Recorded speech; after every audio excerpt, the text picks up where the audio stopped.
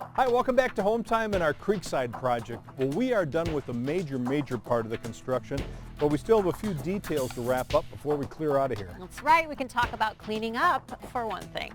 For example, the windows and glass around the house. It's a daunting job for you and me, but we know some guys that seem to make it a breeze. We also know there's a lot of dirt and debris that we can't even see, and that's inside the ductwork. We're getting that taken care of too. It's not all about cleaning though, because we're also getting our hands dirty out back and finishing things up around the storage area with some natural stone. So we've definitely got a lot on our plate today. That's right, something good to chew on. Hope you can stick around.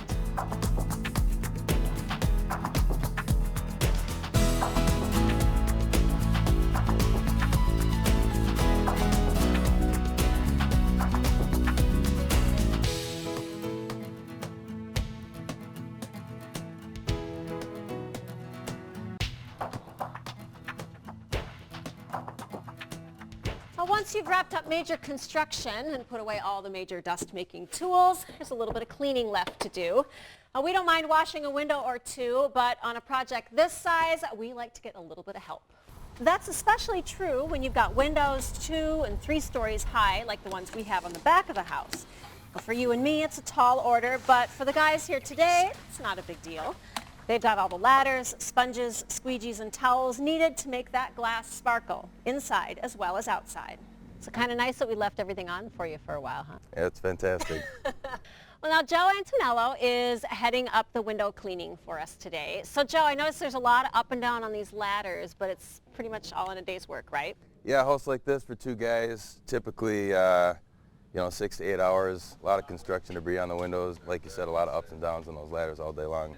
Now, a lot of people think when you're cleaning windows, oh, it's just, cleaning solution and some towels, but you bring a lot more to it than that.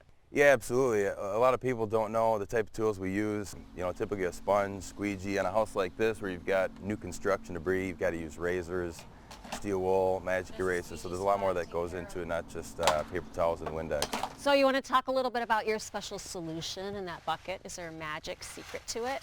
I wish I could say there was a secret solution, but it's simple. It's Dawn dish soap and water. The soap helps loosen up some of the debris on the outside, but really it's the sponge, the guys going up and down on the window, the squeegee that takes that water off, and then we use a towel to go around the frame to make sure there's no, water dripping or anything like that, and the guys are well trained to look at the window, before they come down a ladder, so that they don't have to go back up the ladder and re-clean it.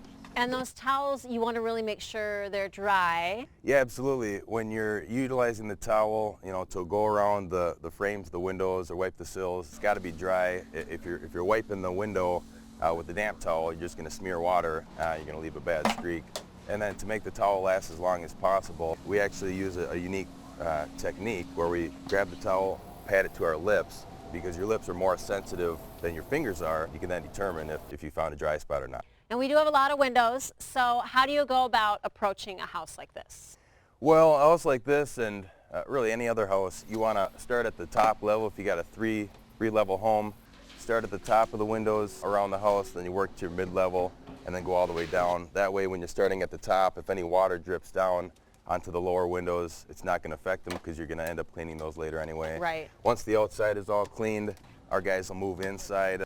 And at that point as well, they can determine if they made a mistake on the outside, then they can go back out, recorrect it. Well, it is going to be a completely different house once you guys are done. I even forgot the plastic was on the windows. Yeah, it should look fantastic. Yeah, they're doing pretty good. A little bit faster than I thought. Yeah. Well, we have another Joe with us here today, Joe Ruckseger. And Joe, you have groups like this all over the world cleaning windows, right? Yeah, we actually have kind of a network of owners all over the country in 18 different states, from Minneapolis down to Florida. We actually have some partners that have come here and trained in with us from Nigeria, Panama, and Brazil. So when you set up another new group, obviously teaching them, the ins and outs of the business side of it, there's got to be a certain amount of training that goes into just getting everybody up to speed on cleaning windows. Yeah, training's never ending. It's constantly something we're always keeping up to date with, the latest techniques and cleaning and best practices. When you're doing more than just residential work, you guys also get into the commercial stuff. Commercial is a big part of what we do. It's a big niche for us. We do anything from airports to government contracts to college campuses, corporate campuses. We've done some stadiums, you name it. So we've even done an aquarium down south. Well, I got to tell you, one thing that always amazes me about window cleaning is however many homes we build, when you get to this point, you get the windows cleaned, it's amazing the transformation that happens. Yeah, you know what? That's why we love this business. It's instant gratification for what we do. When the whole house gets cleaned up and the windows are dirty, the whole house looks dirty. It's kind of the final touch, and it just makes everything sparkle. Especially with all the stickers and everything else that are on them. You know? Oh yeah, yep. Yeah. It's going to look good when it's all done.